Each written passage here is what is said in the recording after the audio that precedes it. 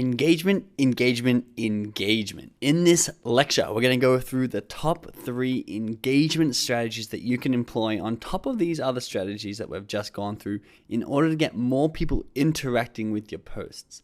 And remember, 80 to 90% of the time, the purpose of your post is to get engagement. So these are very, very critical for you to learn and use on your Facebook page, because not only will they build more trust with the people you're using to, but they'll attract more people to your Facebook page. A lot of people don't understand the more engagement they get on their posts, the more organically their Facebook page is found by new users. So very, very important. Here are the 3 that we're going to go through together. Call to action. And we've been talking about call to action a lot of times in this course so far, but it's so important. And these are micro call to actions I'm going to go through with you. We're going to evoke curiosity, and we're going to do newsjacking. So we don't need to talk about them until we go through them. So let's start with number 1, call to action. So as you know, a call to action is when you ask your user or reader to take a specific action. In this case, we want them to do something like answer a question, like a comment, or click a link. Because remember, we're trying to get a call to action to engagement in this. For example, share this with a friend. You can see the top of this. The very first part of this post is a call to action. Share this with a friend, which means you're going to get more people to share this post if this was your post than if you didn't say share this with a friend. And I don't have these exact stats because they're probably always changing, but you'll be shocked at what the increase of shares you'll get. It would be 1,000% increase plus on a good piece of content just by asking people to share it. I personally consistently receive better results when I end my post with explicit call to action, such as like if you agree. You can, however, use more subtle call to actions, because I know Facebook say don't use like if you agree, or like this post. They say don't use the direct call to actions, but they work really well. So I'm not saying don't do it. I'm not saying do it. I'm saying people are getting great results from it. However, if you're uncomfortable doing it, you can use a more subtle call to action and ask some simple questions like, what do you think? Instead of post a comment below, it's like, what do you think? Would you ever do this? Have you ever experienced something like this? These call to actions are much more subtle, and they'll get your post to be seen by more people because they are getting people to actually comment and engage with your post, which once again is going to get more views, which is going to get more engagement and more views, and it's going to go into that self-fulfilling cycle that we went through. More advanced call to action strategies on top of these simple ones can be in the content itself, such as tag someone with a nice bum. So people are going to come in here and they're going to tag their friends in here who they think have a nice bum. It's going to be a little bit funny. Some people might take it seriously, but people are pulling their friends towards your piece of content that you've posted.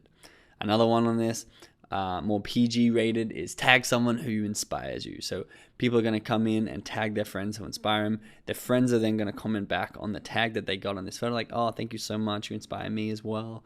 And they might tag another friend. And this is how you really start getting these call to actions of engagement to start snowballing out of control. This one, choose a team. So are you on team savory or sweet? People are going to comment below, sweet, sweet, sweet, savory, sweet, savory. And you're going to get these comments and these engagements on the post because you're asking people to choose a team. And a way I see a lot of these done is you could have 2 photos side by side. So you could have this savory dish on the left, and then you could have on the right some lollies or some candy or whatever you call it, something that's sweet, and you put A on the left or B on the right. And it's like A or B, are you sweet or savory? Or you put savory on the left, sweet on the right, and you get them to pick their team. And this, once again, leads to engagement. Riddles.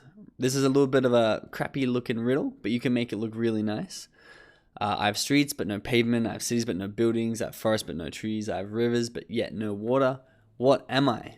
People are going to be discussing this in the comments. People are going to be Googling it. You might even Google it right now if it's annoying you what it is. I'm not going to tell you. But yeah, people are going to comment. People are going to be discussing comments. They're going to be arguing over what the answer is. And engagement, once again, is going to go up. Spot the difference, very easy, very, very, very high engagement. And you can do a spot the difference in your own niche, where you have something in your store or something on your website. Or just make this, if you sell birthday cakes, this could be a spot the difference for you. and people will be commenting below, oh, the cat's holding a lollipop on the right one and the cat's holding a spoon on the left one.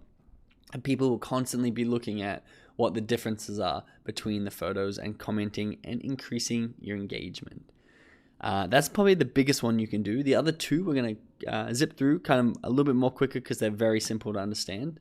Visual curiosity is huge. So visual curiosity is evoking a desire to know more within your audience using photos or videos. For example, this thing right here. Cows can relax as the beast of Bodmin Moor is identified. What's the curiosity? The curiosity is, what is the beast? It's been identified. It's got this photo with a little circle around it, and apparently it's eating cows. What is it? It looks like a bear, but you don't know for sure, and it wouldn't be that crazy if it was a bear. So everyone's going to click on this, they're going to engage with it, and it's going to go more and more viral because you haven't satisfied that curiosity gap yet. And there's a lot of ways to do this, and you'll see this as you're looking through your worksheet and as you're looking through your accounts and your Facebook pages that you're following in order to get this inspiration. You'll be seeing a lot of people using this sort of stuff. Another one, and I've put a little white line below this, in the middle of this, is because you actually have to click on the photo in order to get the answer here. So what's Forrest Gump's password is the photo.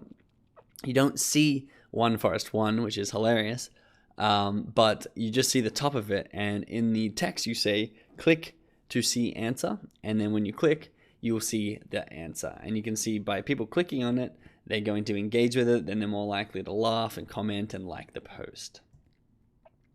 Newsjacking. Very, very simple, very easy. There's a lot of different ways to do this, but it's basically newsjacking or reactive storytelling is the idea of taking a current news story, something that's already trending, and then combining it with a relevant brand and marketing message. So there's a lot of ways you can do this, but just think, what is trending? What's on the news at the moment? What's on your Google News feed? What's going on Reddit at the moment? And we're going to get into exactly how to discover this stuff pretty soon.